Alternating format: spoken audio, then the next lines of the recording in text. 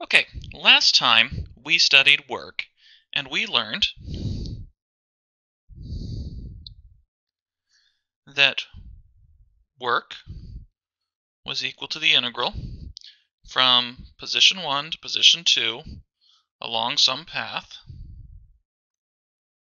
of the force dotted into a little bit of displacement. Okay.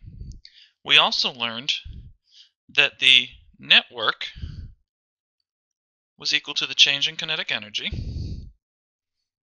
where kinetic energy is 1/2 mv squared. So now let's consider these two places, these two situations that I have illustrated here. We have the weightlifter lifting the barbell. He exerts a force upward and does work on the barbell, while gravity exerts a force down and does negative work on the barbell for a network of 0. We know the network is exactly 0 because the barbell starts at rest and finishes at rest. Over here we have something very similar. The lady pushes with her feet on the one crate, pushes with her back on the other crate. They start at rest, they finish at rest. She does positive work on them. Friction does negative work on them.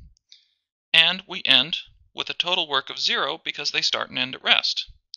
But there is something very different. Specifically, if the lady stops pushing, the crates will just sit there.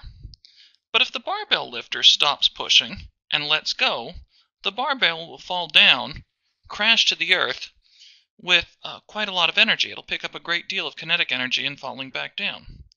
So there's something very important and very different between the gravitational force and the work done by the gravitational force over on this side, and the frictional force and the work done by the frictional force over on this side.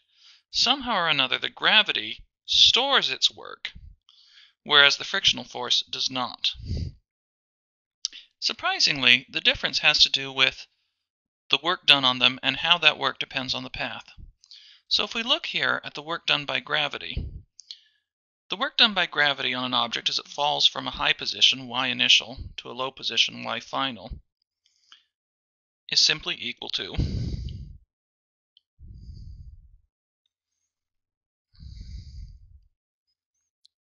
mg delta y.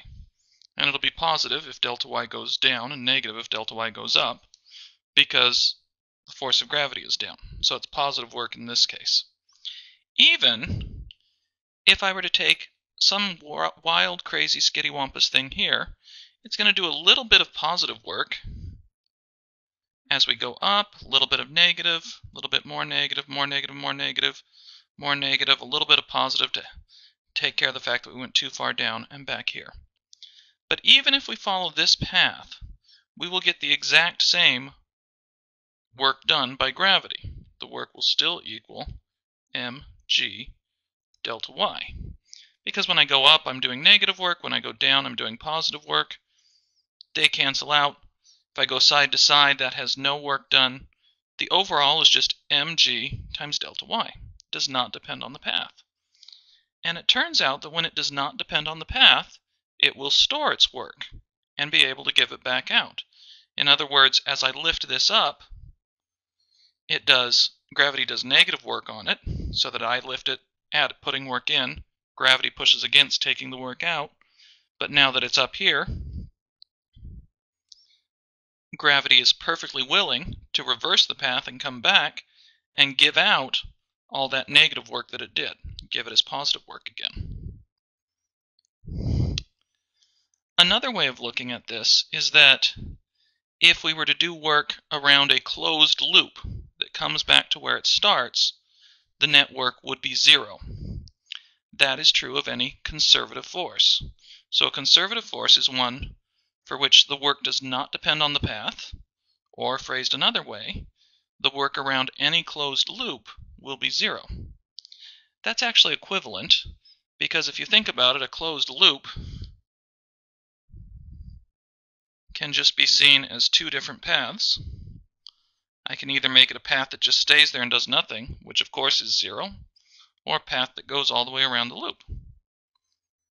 If they're both 0, then our work is independent of the path, and it is what's called a conservative force. Any work that it does will be able to come back out later.